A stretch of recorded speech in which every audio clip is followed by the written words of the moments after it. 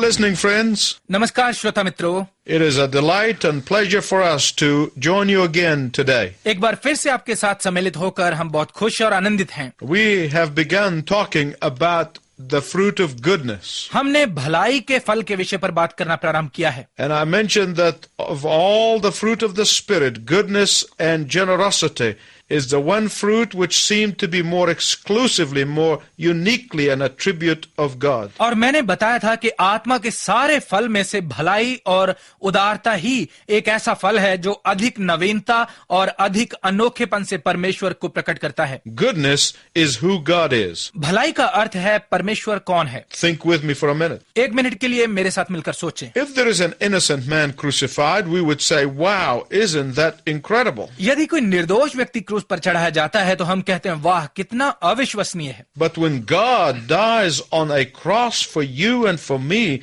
that is incomprehensible generosity. परंतु जब मेरे और आपके लिए परमेश्वर क्रूस पर मरता है तो वो ना समझी जा सकने वाली उदारता है।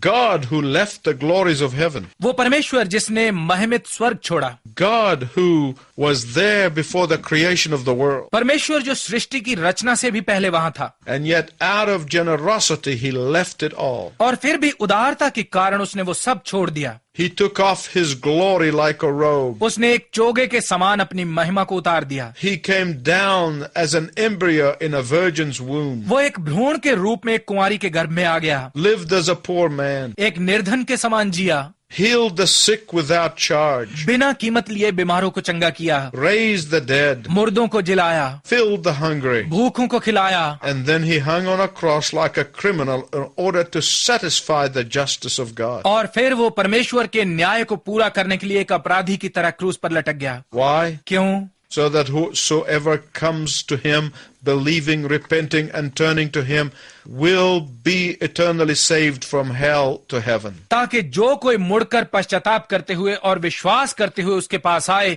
वो सदाकाल के लिए नरक से बचकर स्वर्ग जाने के लिए बचाया जाए। That is the generosity of God that flows out of the goodness of the heart of God. ये है परमेश्वर की उदारता जो परमेश्वर के हृदय की भलाई में से बहती है। Please listen carefully. कृपया ध्यानपूर्वक सुनिए। We become like those with whom we spend time with. हम जिनके साथ समय बिताते हैं उन्हीं के समान बन जाते हैं। And when you spend time with God, you will reflect the character of God. और जब आप परमेश्वर के साथ समय बिताएंगे तो आप में परमेश्वर का चरित्र दिखाई देगा। When you spend time with God, you will be filled with God's Holy Spirit on a daily basis. जब आप परमेश्वर के साथ समय बिताते हैं तो आप प्रतिदिन के आधार पर परमेश्वर की आत्मा से परिपूर्ण होंगे। When you spend time with God, you will be filled with goodness and generosity. जब आप परमेश्वर के साथ समय बिताते हैं तो आप भलाई और उदारता से भरे जाएंगे। Do you spend time with God? क्या आप परमेश्वर के साथ समय बिताते हैं? Do you spend as much time with God as you spend watching television? क्या आप जितना समय टेलीविजन देखने में बिताते हैं क्या उतना समय परमेश्वर के साथ बिताते हैं? If you don't, why don't you make a commitment today to spend more time with God every day? यदि नहीं तो आज ही आप परमेश्वर के साथ और अधिक समय बिताने का प्रण क्यों नहीं करते?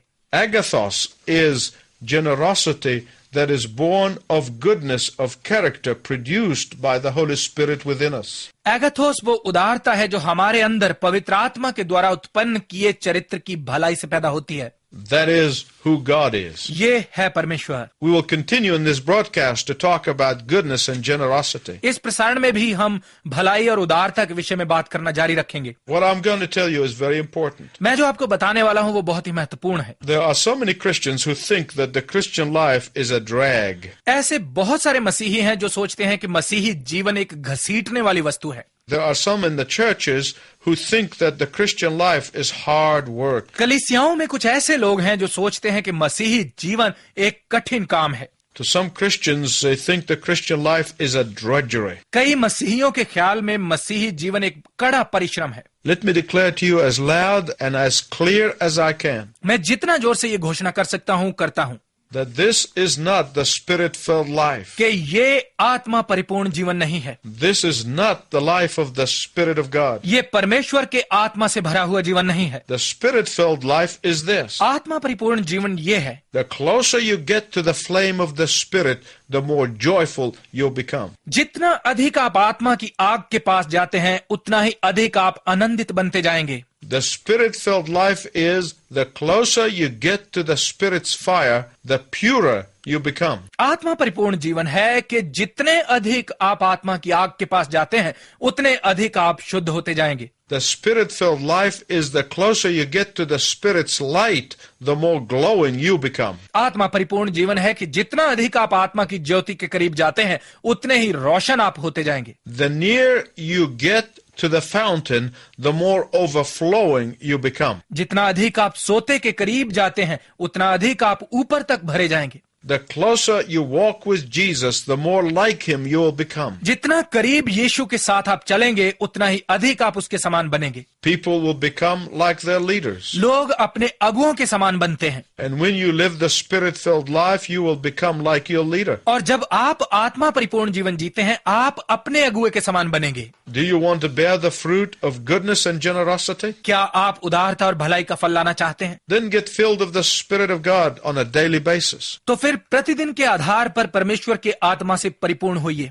Every day, empty yourself of yourself and your own opinions and say, Holy Spirit of God, fill me. Take over today. प्रतिदिन खुद को अपने आप से और अपने विचारों से खाली कीजिए और कहिए, परमेश्वर के पवित्र आत्मा मुझे भरो, आज आप ही संभालिए. Get to know the character of God on a daily basis. परमेश्वर के चरित्र को प्रतिदिन के आधार पर जानिए. Get used to talking to him on a daily basis. प्रतिदिन के आधार पर उससे बात करने की आदत डालिए. Get used to hearing his voice on a daily basis. प्रतिदिन के आधार पर उसकी आवाज सुनने की आदत डालिए. Martin Luther, the great German reformer, said, Martin Luther Germany का रहने वाला महान सुधारक था. उसने कहा, Whoever knows that God is gracious to him walks through life along the path of roses, even in tribulation, and for him the land flows with milk and honey. जो कोई ये जानता है कि परमेश्वर उसके प्रति अनुग्रहकारी है, वो मुश्किलों में भी गुलाब से सजे रास्ते पर चलते हुए अपना जीवन बिताता है और उसके लिए दूध और शहद की नदियां बहती हैं. It is knowing that God is so gracious to you, ये जानना कि परमेश्वर आपके प्रति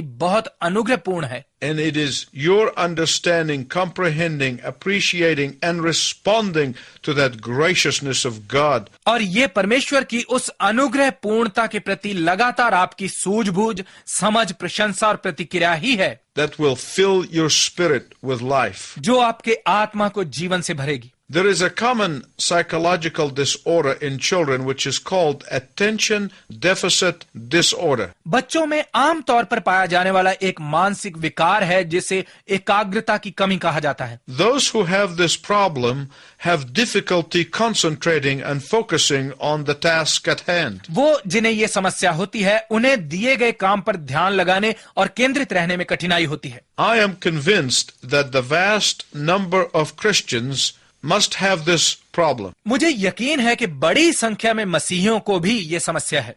Except I want to call this spiritual attention deficit disorder. केवल मैं इसे आत्मिक एकाग्रता की कमी का विकार कहना चाहता हूँ. They cannot concentrate on prayer. वो प्रार्थना पर ध्यान नहीं लगा सकते. They cannot concentrate on Bible study. वो बाइबल अध्ययन पर ध्यान नहीं लगा सकते. They cannot concentrate on serving consistently. वो लगातार सेवकाई पर ध्यान नहीं लगा सकते. They cannot concentrate on ministering faithfully. वो ईमानदारी से सेवकाई करने पर ध्यान नहीं लगा सकते. Why? क्यों?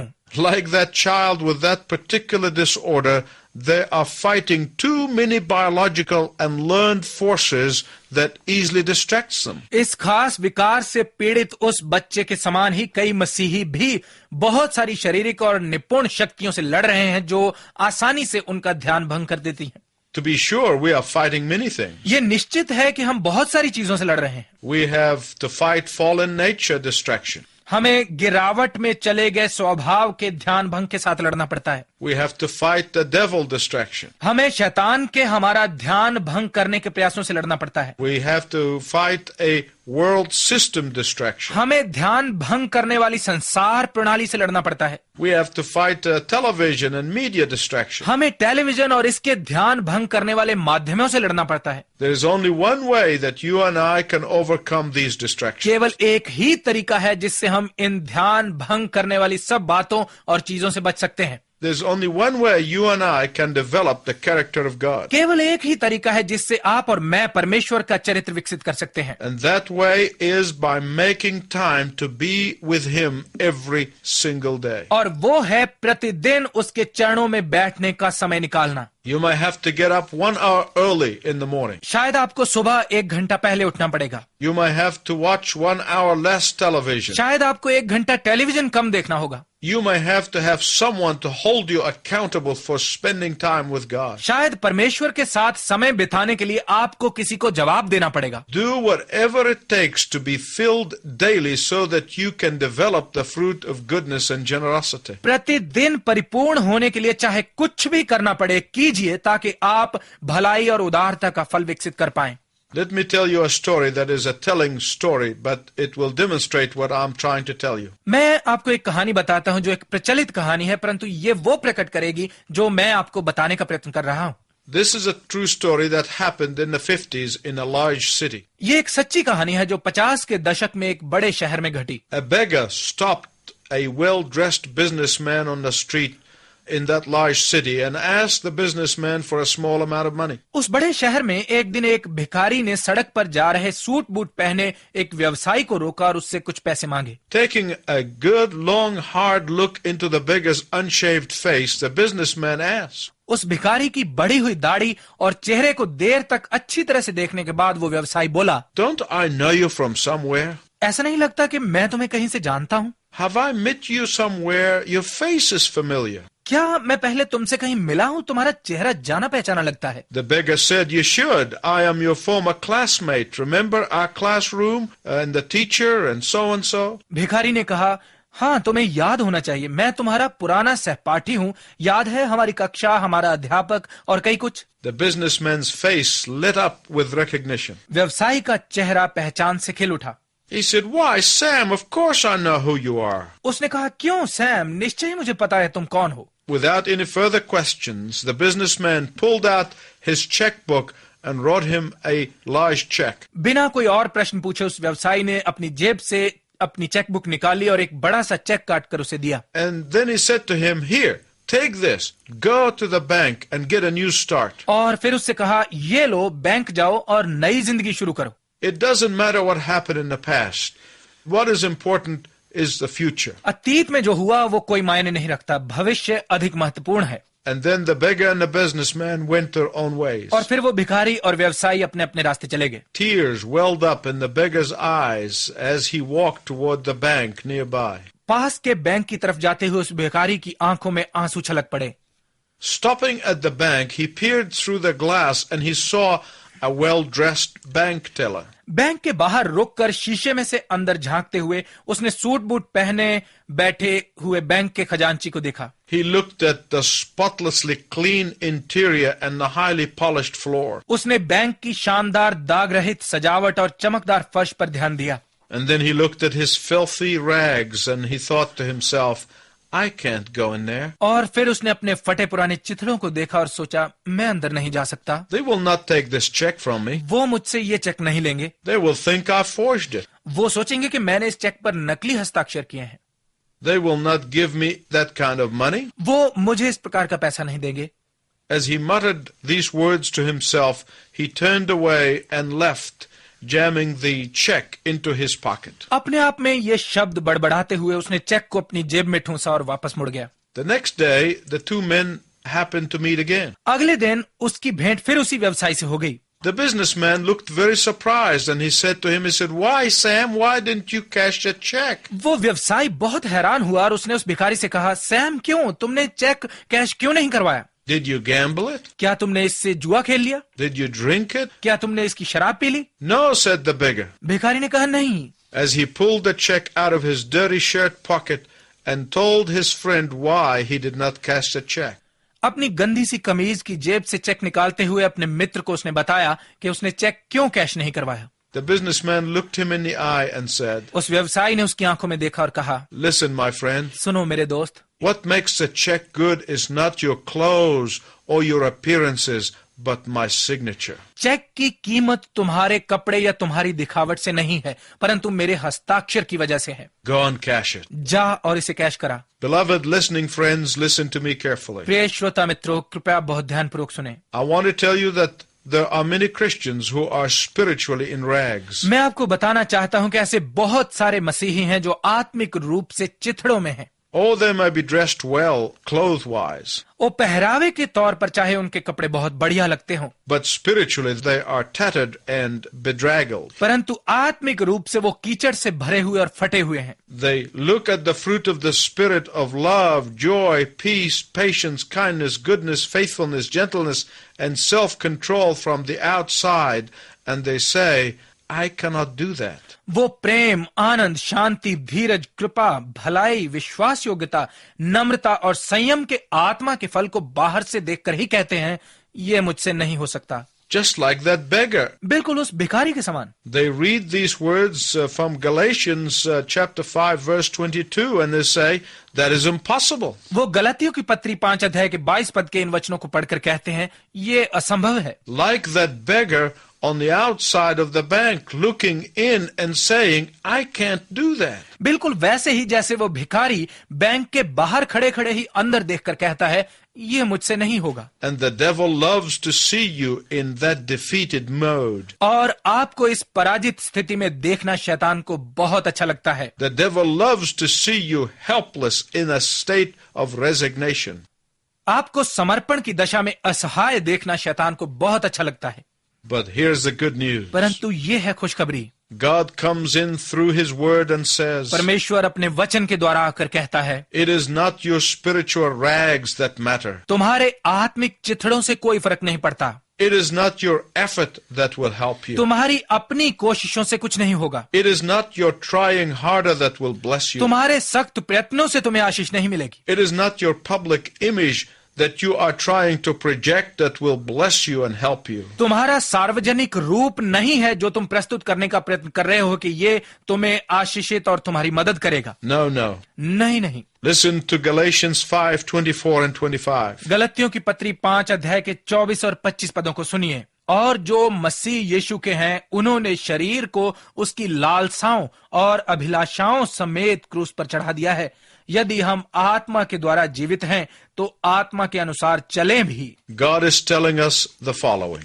परमेश्वर हमें ये कह रहा है, It is my strength that counts. बात मेरी शक्ति की है। It is identifying with me that will give you power. मेरे साथ खुद को जोड़ने से ही तुम्हें शक्ति प्राप्त होती है। It is associating with me and my son and spending time with me and my word in prayer that will bless you with goodness and overflowing generosity. मेरे और मेरे पुत्र के साथ जुड़ना और प्रार्थना में मेरे साथ और मेरे वचन के साथ समय बिताना ही तुम्हें भलाई और छलकती हुई उदारता के साथ आशीषित करेगा। Galatians 5:16 says, so I say, live by the Spirit and you will not gratify the desire of the sinful nature. गलतियों की पत्री 5 अध्याय का 16 पद कहता है, इसलिए मैं ये कहता हूं, आत्मा के अनुसार जियो तो तुम शरीर की वासनाओं की पूर्ति करने से बचे रहोगे। God is saying to every one of us today, आज परमेश्वर हम में से प्रत्येक से कह रहा है, I gave my son. मैंने अपना पुत्र दे दिया। He died for you on the cross. वो तुम्हारे लिए क्रूस पर मरा।